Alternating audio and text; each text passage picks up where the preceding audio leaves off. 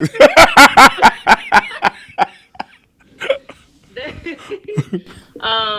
a couple.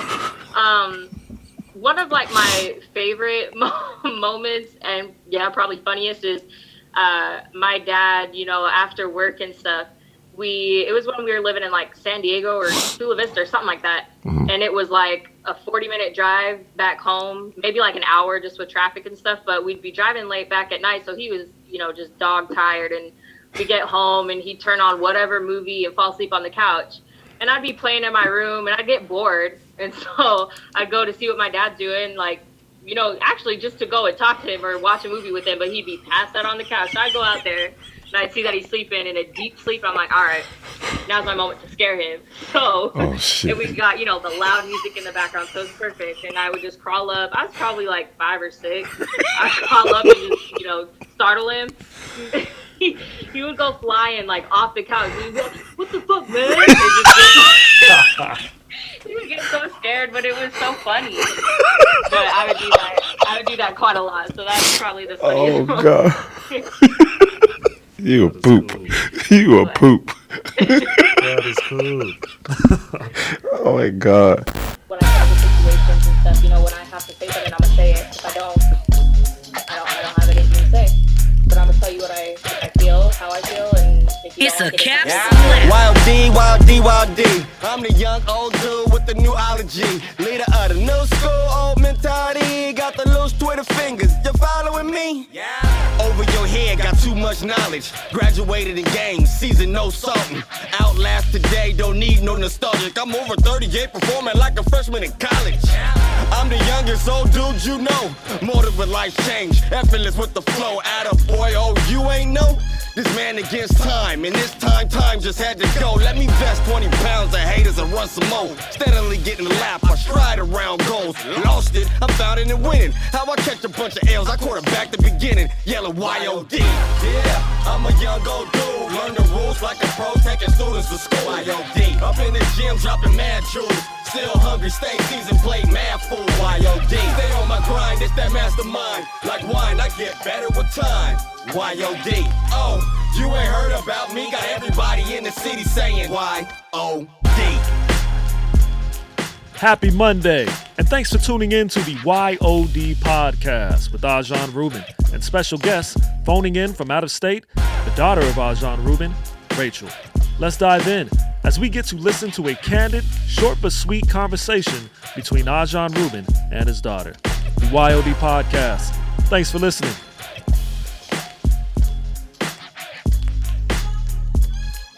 Those aha moments. Oh, yes.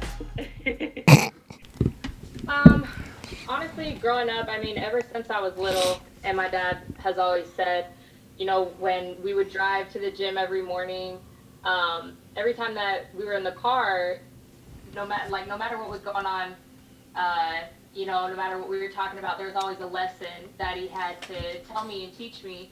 And growing up, I always listened. And, I may not have understood it when I was little, clearly what he was trying to say. But as I have grown, little obstacles here and there, I get this, voice in my head of my dad, different things that he had taught me as I was growing up. And, oh, that's what he meant when he said that. Or, oh, okay, this is useful now. And, it's just a bunch of lessons that, I had with him growing up. But it was always just, casual conversation. But there's always a lesson behind it. So it really helped me to when I became a mom, little things here and there that I'm, just starting to understand and, put into myself as the new role of a mom. And you guys can share this story. I don't know if you don't say no names or anything like that, but prior to me signing up my daughter, he told me a story about you. I guess he got a phone call from you. He knew something was up. And long story short, you ended up hitting the dude in the face. I'll let him share that. You guys can kind of elaborate on that. Well, so when, I grew up around, being with my dad at the gym and, obviously learned how to fight. But, my dad always said, I can't wait till the day that someone pisses you off and you just straight up punch them in the face and you let them have it. I was like, yeah, okay. I never thought it would come that time because, I'm a lot like my dad. When we're mad, we're mad. So the situation was I had, just come back from visiting my dad. So obviously I was, kind of already in a crappy mood. So we got to the house, and it was one of my sister's boyfriends. And, on the car ride home, he was just had this animosity and just was so angry and hostile about whatever was going on. And it was New Year's Eve at that. And so I wanted to celebrate, have a good time, and whatnot. And so we pull up to the house, and shit's just still going on. So finally, I had it boiling me. Like, I kept telling myself, like, just let it go. It's not my battle to fight. But then he started attacking my family and my sister personally. And I was like, okay, that's where I draw the line. So I had to step in, and, I called him out, said what I had to say. And then, I was going to leave it at that. I wasn't going to hit him, wasn't going to do nothing. I was just said what I said. And then he kept coming in my face and said, hit me. I dare you to hit me. And so all the anger that I had boiling up, I just let it go, and I decked him in the face, and that was that. And he ran off, and then that was kind of that. As Dad, Ajahn, what's going through your mind? Proud, worried, same time, mixed emotions? When you first call and you said that's something to tell you and what happened, and you said involved a boy and this and that, and I just immediately, it kind of like went to, oh shit, and I was stressed. I was worried, like, man, God damn it. But the cool thing was you were like super calm about the whole thing.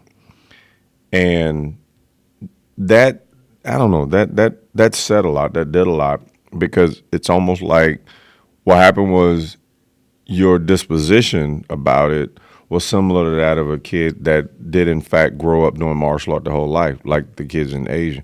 Like it was twofold. One, the goal I wanted was met, and that is that in a situation like that, you didn't freak out or get emotional. Like, you knew what to do. You knew what to do, and you also knew you could do it. And that's confidence. That's a big difference between cocky and confident. But me, on the other hand, I'm thinking like, ah, shit, what? I'm all this shit going in my head, like, what the hell started this in the first place? And then you broke it down and explained what you did, and so you blasted the dude. And I mean, unless I remember it wrong, I thought you said you hit him and knocked him down, and then he just like, oh shit, and left you the fuck alone. So, I mean, did I get it right, or did I miss? Yeah. And so, yeah, because after I hit him, it was like he kind of was shook. Because I don't think he really thought I was actually going to hit him. And then I did, and It was kind of like, oh shit. And so, he was saying all kinds of stuff, whatever. Oh, I'm gonna have my dad come here, blah blah blah, and running off at the same time. So I'm like, all right, whatever. I just locked my ass inside. I was like, whatever. So this is the thing, is like she little, but she got power too, and that's something that she learned. Like, you can look at someone and see one thing and perceive a certain amount of strength or weakness. That don't mean that's what it is. And when you feel it, it's like a brick just hit you. And for anyone to respect that means that it hurts when they get hit. It's like, oh shit, I don't want to feel that again. So I felt relieved. And you're right, I did feel a bit of pride. And it was like, well, that's that taste of how life really is. No matter how nice you try to be, that don't mean that that's how it's going to play out. And then at that moment, the hell you going to do? Are you going to stand or not? So I was happy about that. And then at the same time, I remember, because I didn't give her a choice in learning, I taught her off and on since she was 2. Like, she was constantly getting lessons. Like she said, I don't turn it off. Like, think about it, man. I put my heart and soul in everybody else and shit. And I'm like, okay, yeah, and this is just human. She little me. She's all I got. Mm-hmm. Fuck you think I'm going to do with my kid? Damn right I'm going to teach her. Definitely. All kind of stuff. Yeah, segues for both of you guys. The whole perception from the outside looking in, gym owner, Muay Thai at that, I'm saying, known as a blood sport, being the daughter of somebody that's so heavily engulfed into Muay Thai and the culture, from the outside looking in, you could be like, oh man, this could be super strict, this, that, and the other. But just from your perspective as the daughter in it, both learning martial arts and just having him as a dad, I know we have our experience with him in terms of how we learn and how things are carried outside of the gym. And that just kind of break down your experience as being the daughter of Ajahn Ruben. Honestly, so I always tell, my friends or, especially my husband, when I had first met him, I told him, I was like, I know my dad looks scary, because I get that a lot every time. They're like, I don't know if I want to meet your dad. You see how big he is? Your dad's huge. I'm like, yeah, I'm like, my dad may look like that. I was like, but honestly, he's a teddy bear. He really is. Mm-hmm. Like, I mean, it is. Like, when I'm down there and stuff, and growing up when I was little, we'd always go to, Chuck E. Cheese, or, he'd take me shopping, or we'd go to the movies and watch cartoons. I mean, at the end of the day, my dad goes home after all the fighting and everything. He goes home and watches cartoons. So, I mean, how serious is it now? Oh my God. Big mouth. It's the truth, though. Shit. Yeah, I mean, my dad, he does have his serious side, but really, though, at heart, he's a goofball. Yep. I mean, that's who he is. Fuck this hard ass. Like, I remember, Dute, you would, like, lit. Oh, shit. I don't even know if you could walk yet. No, you were in the walker. You scoot around the gym back then. I don't even think you were 2. And Cowboy and I, we were young then, and those days we get in the ring and turn it up. Like you would think we trying to kill each other. Like you think we spit in each other's face or something. So she would scoot up in the little walker. She have a bottle. And she would come up to the edge of the ring and just hang out. We be in there 45 minutes to an hour. I mean, just knock down, drag out, trying to beat the shit out of each other. And she was this mellow baby. She's just quiet. And the only time she'd make a noise is if she was hungry, I need to change the diaper. Other than that, nothing. So we're going and going and going and going and going. And then all of a sudden, I mean, out of all that chaos, I would hear her make a little baby sound. And I go, hold up. And I go right over. And whatever it is, give me a second. Good, yeah. And then get right back in. And so LaTanya and Pinky and Jen, when we got done, they pulled me to the side and they go, how do you do that? I go, how do I do what? They go, because all 3 of them, like ladies, looking at each other, trying to like, what the fuck just happened? I said, I don't get what's going on. They said, I went from 1,000% violence to a flower in a second and then went right back to kill. Yeah. Like that. I said, did? They go, yeah, how you do that? I'm like, I'm thinking that's what I'm supposed to do. I'm doing one job, then turn the other one, and turn the other one like that. I never ran the shit together. So it was just that little thing. It's always been the same, even going forward. I don't think I think so much. I just feel and do. Was it seamless? Was it as seamless for you too, Rachel, in terms of just the balance of you knowing who your dad is to those who trains, and then you knowing who your dad is to you? Was it that seamless in terms of just seeing both sides of him being super, like you said, 100% go to war, and then flip it and be like, teddy bear, how you doing, all that? Definitely. I mean, there was times, I like to think back when, I was younger and growing up, like I don't feel that I got in much trouble. No. I don't think I was too much of a trouble kid. There was times that, I would mess up or whatever, and I was scared as hell to tell my dad, or my mom would step in and say, okay, we're going to have a call and we're going to talk to your dad. I'm like, oh shit. Because I knew that it's not going to be teddy bear dad. It's going to be dad that's in the gym. And, so I definitely knew. That's awesome. With, the 2 different sides of my dad, and, but. Yeah, he talks a lot about how the main thing is choice. It's like not concerned if you make a mistake, but if you choose to do something wrong, it's a totally different story. I see that rings true the way you're describing it. That's dope. That's real dope. Yep. Yeah. It's not a joke because it's life. It's real life. I don't. In the last podcast, and I listened to it this morning again. I was like, damn. And it's like my nature is I'm a straight shooter. I want to be treated and spoke to that way. Don't waste time. Don't give me a fantasy story because I don't live in fantasy. and the real world itself is not fantasy. And I'll be damned if I'm gonna tell my own kid some fairy tale. No, that's bullshit. So, It's awesome. Just seeing the fruit of your labor. Just once a little girl, now a woman, wife, mother. Yeah. What are if you were to put the emotions into words, what are you feeling at this moment in your life? Wow. I sometimes I gotta stop and kind of take inventory. And me and her and Chris was talking last night, and little Tiny Dute, my granddaughter. I'm sorry, I'm country. Everybody got a nickname. Fuck that, Tiny Dute. She Dute Dute. She laughing. Tiny Dute, and she looks so much like her then. And she was saying how, oh my goodness, because she know how I'm gonna be, and it's true that. When she's a toddler and she can walk around, and when she's here and around me, we damn sure going to Chuck E. Cheese. Fuck that. I'm just goofy like that, man. I fucking stop laughing, smart ass.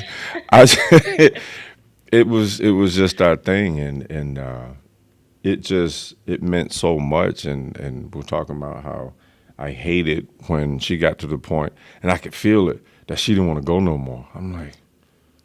I was trying to negotiate deals to go to Chuck E. Cheese with my kid. I mean, I know it sounds a little twisted, but it's like, no, it was our thing. Yeah. Chuck E. Cheese and what was that, Boomers? Boomers. Yeah, so because the age changed. Right around 11, I could just feel it like she was not interested in Chuck E. Cheese no more, and Boomers was the thing. And I was like, we go to Boomers, but I'm like, man, but Chuck E. Cheese more fun. I'm a grown fucking man, but I want to be with my little kid at Chuck E. Cheese.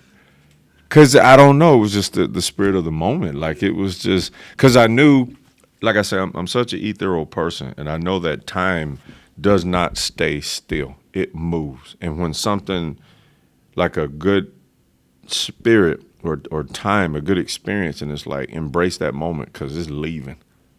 You ain't getting, that particular moment ain't ever coming back again. And then I've always had enough sense to recognize that. And it was so important. And then, and then now it's like to see, Dute Dute as a woman, like I ain't gonna lie, it fucks with me. Cause I'm like, but that's little me, but she gotta grow too. And I'm like, but go back to a little girl. That ain't never gonna happen. It's just tough. Fuck, I love her so much. And then fucking Tiny Dute, where is it? What'd I do with it? All right. Laugh your ass off. Every time I turn my phone on, I see my face. Oh, yeah. It went sleep. Whoops. That look, it's like, can you see Dute? I don't know, wait. That one. That's the face I make all the time. I laugh so hard. I'm like, what the fuck was that? And so it's just all full circle. It's like, God damn. So I said to her, I can't wait to hear what Tiny Dute has to say and think, because she's been making these facial expressions that nobody makes but me since the beginning. Like halftime just looked like, fuck you looking at? What the hell you want? Or the eyebrows shoot up and shit. Like looking at you like you stupid. So I'm like, I can't wait to hear what the hell she got to say. That's awesome. And that's your fault, because you kept the gene, so whatever.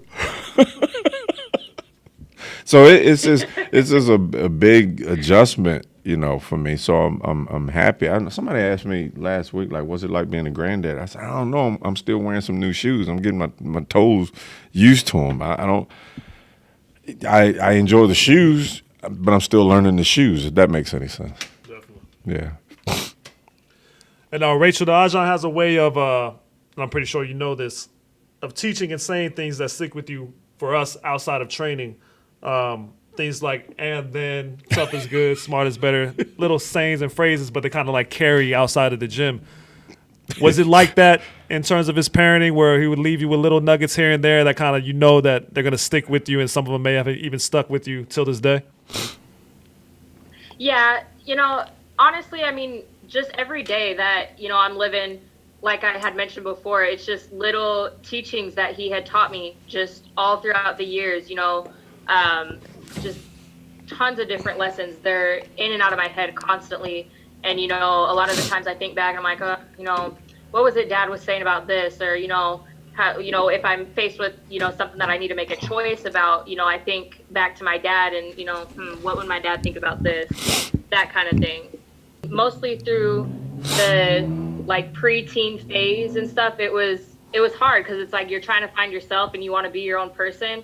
But at the end of the day, you know, now that I look back, I'm like, you know, I'm very grateful for my dad and everything that he has taught me. And for, you know, the young women out there, the other girls, you know, just listen to what your dad has to say, because down the road, it's going to mean something to you. And you're going to be like, ah, okay. Like my dad said, that aha moment, it's going to mean so much to you. And you're going to wish that, you know, you listened back then, or you know, really took in what they said. But, you know, I'm very grateful for my dad and everything that he has taught me growing up, right from wrong, everything like that. Like, you see how I teach the kids here.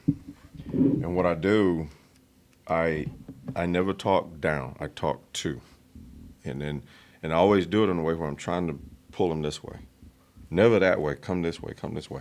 But you got to still do it as best you can at their level, where it can make sense at that moment, you know. Or I'll use my little phrase when I say Crayola crayon the thing, just to keep it in simple terms. But they got to get the gist of it at that moment, and then it makes sense. Then leave it alone, and then they walk on. But then something else happened. It's like, okay, what's this? And then they'll see it because that's their experience. It's like, okay, well, this. Because I've always believed, I can't remember where I read or heard, and it said, the best thing you can do for anyone is to teach someone to think, but not what to think. That's education. So it's like, hey, look for this, but you go do your own research, because you're going to feel what you feel and see it the way you see it anyway. And all this, oh, we'll see it my way. No, that's how you feel. You know, and I never push. It's like, well, there you go. What did you just see? Yeah. You know, so, because like I said, I mean, I ain't never lived in the world of spin. None of us actually live in the world of spin. Spin meaning, you know, a person just punch you in the face. No, that wasn't a punch. That was a massage. Oh, okay, dumbass. Yeah. You go right ahead with that. Being a mother and knowing how important your dad is to you, what's the biggest thing you want your daughter to know her grandpa for? Honestly, I mean, just everything that I know him for. I want my daughter to have the relationship I have with him, you know, obviously in a granddaughter, you know, relationship, but I want her to have that same thing. And I hope that she looks up to him the way that I do. You know, I tell everybody my dad is my idol. He is. Like, that is the one person that I look up to for anything and everything. I always tell my dad this. He's a legend. He is. You know, it's very hard to explain to people, you know, just how great my dad is. It really is. I mean, you don't know unless you know him. He's just my dad, you know, and I hope that she feels that same way, and I hope that she can have that bond that I have with my dad. And the biggest thing too that, you know, I'm kind of looking forward to is, you know, we'll be living out there with him for a year, and I'm glad that she'll be able to grow with him. And I hope that, you know, through that year that she gets the life lessons that I got, and that she carries it with her just like me.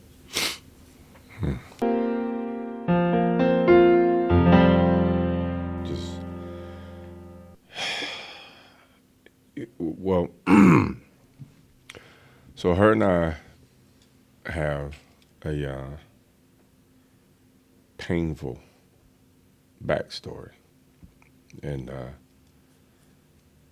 so the norm these days, and even in here, and that is that most couples don't stay together. They don't. And men go through their thing in court, women go through their thing in court. Sometimes, no, it seems more often than not, a good woman ends up with a fucked up dude. A good dude ends up with a fucked up woman, and they have a child. And then nothing but a disaster come from that. Just, like I've always said that what I've experienced growing up in racism, that's one thing. What I experienced in the shitty times in the combat, whatever. What I experienced dealing with my dad's suicide, what I experienced dealing with my mom being put away in a mental institution, in some way I can't even make sense of. All that was like extreme, torturous pain. It was, okay.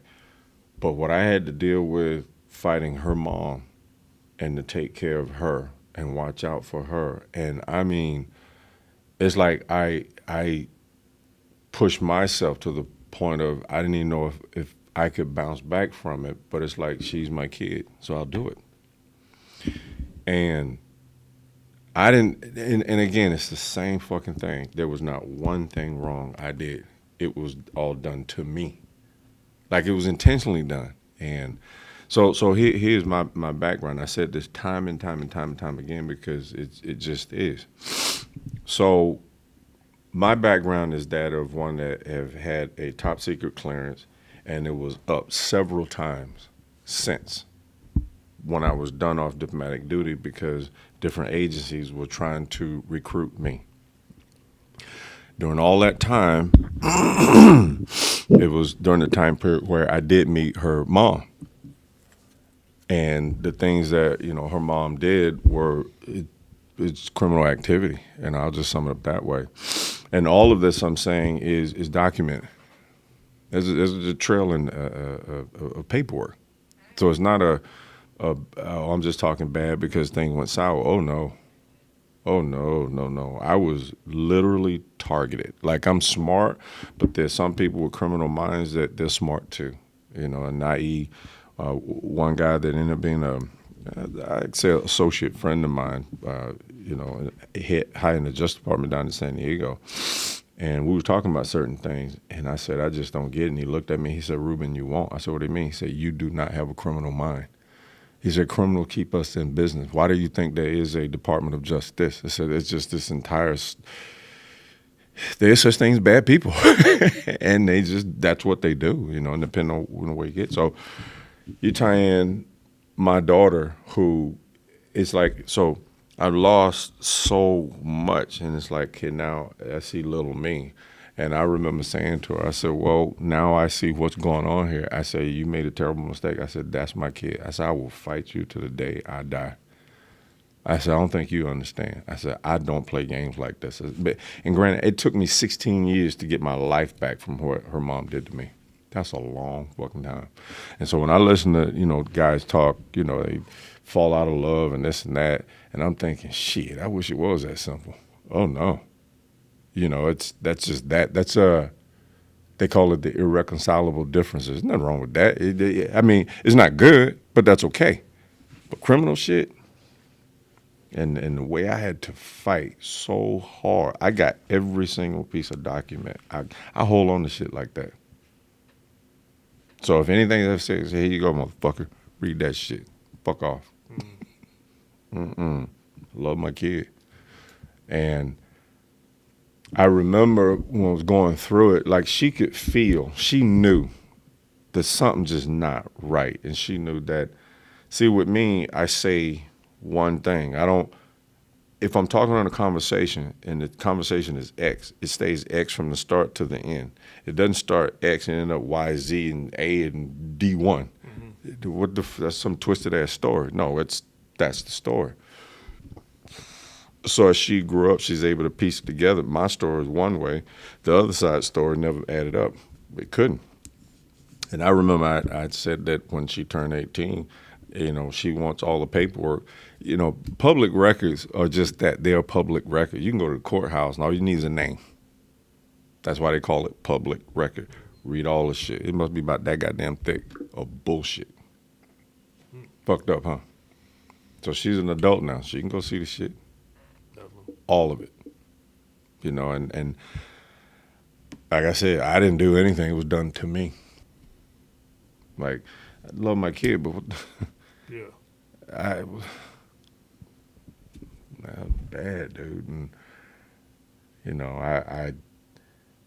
yeah, we survived a lot. Oh yeah, We survived a lot.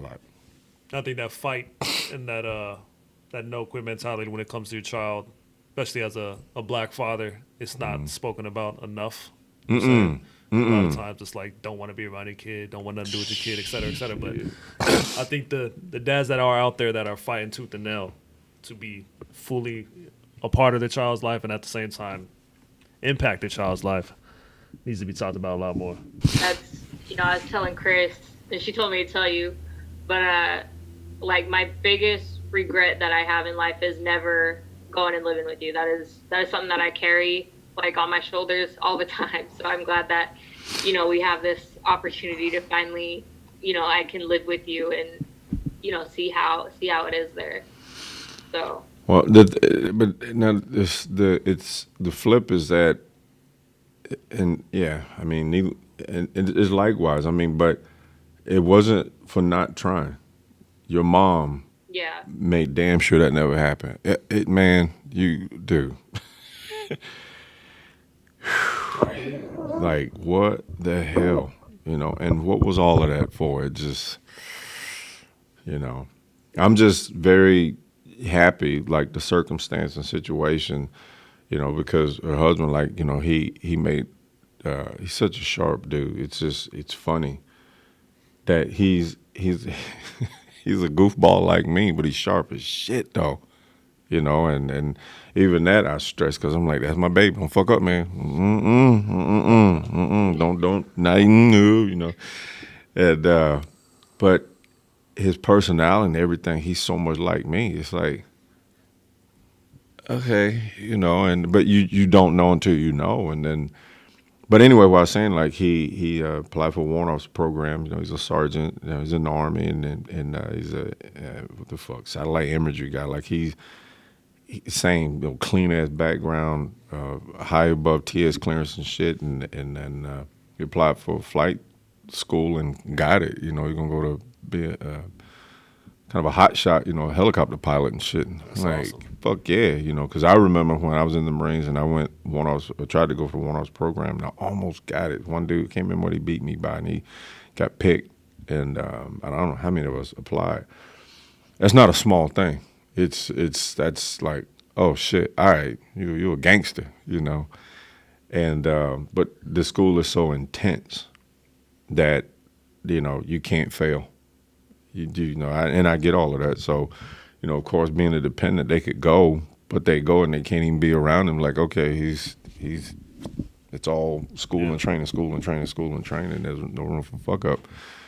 And so I can't remember how we, got on it and stuff. And I'm like, well, they're gonna stay there in Texas while he TAD to school, or you gonna go there and this and that. And they're, well, they got options. And I'm like, well, shit, y'all can hang out with me. I got a fucking hotel room that. Ain't nobody in, it's always nice as shit, and so it's like, yeah, it couldn't be any nicer. That's gonna be exciting. Oh, dope. Mm-hmm. And Ajahn mentioned that he sees kind of like a lot of himself in your husband. Was that something that you saw when falling in love with your husband, stuff like that? Just seeing like, yo, this is the attributes I need. I know this is good. This is solid. Yes, it like something that, growing up and stuff, my dad, just how he treated women and how he carried himself is something that, I looked for, that, I wanted, as a husband and someone to share my life with. That's what I looked for. Just because my dad, he's just respectful. The way that he views women, he doesn't ever look down to them. It's nothing negative. It's like he almost has women on a pedestal, that they're something important, that they're not necessarily above him, but in a sense, like that, women are just, you don't treat them wrong and you treat them right. And, just how he did that. And then of course, how he carried himself, just always clean cut, everything. That's what I wanted. I don't want some freaking nasty, raggedy looking dude, you know what I mean? So I had my dad as an example. So when, I went on and, started. She said nasty, raggedy. That's awesome. That's dope. Hell yeah. But damn. when I went on and, was looking for, you know, another person and, you know, someone to share my life with. That's what I looked for, and that's what I gravitated towards.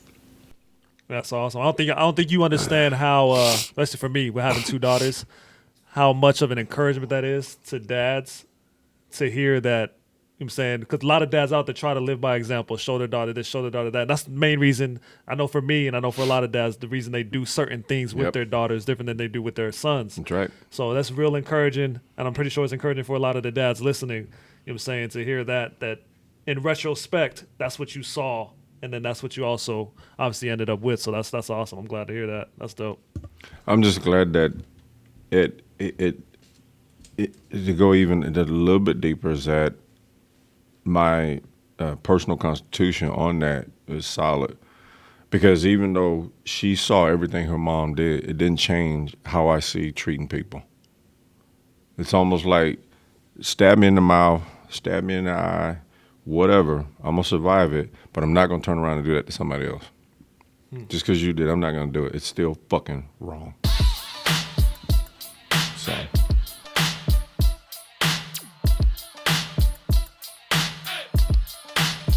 It's a capsule. Go Dute Dute, go Dute Dute, go Dute Dute. Love you, Dute Dute. Love you. Wait, where's Tiny Dute? She over here squirming into the swing.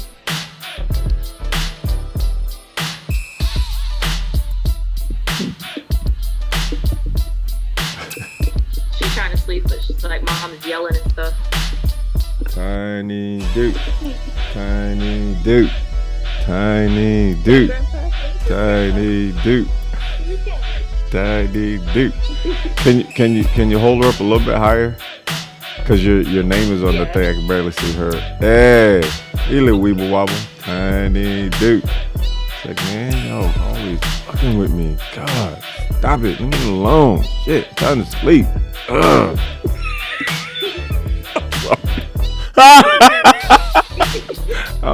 Boy, this me, buck wild. I can't wait till this little kid grow up and we saw all this shit and she'll laugh her ass off. Like, the fuck was wrong with that guy? Oh my God. Oh yeah. We were talking about that last night. Like, man, cause I still got a gang of them. I didn't throw none of that stuff away. I got all of it. All right, dude. Love you. Love you, Tiny Dude. Love you too. Okay, bye. Say love you, Grandpa. Whoop whoop. Bye. Bye.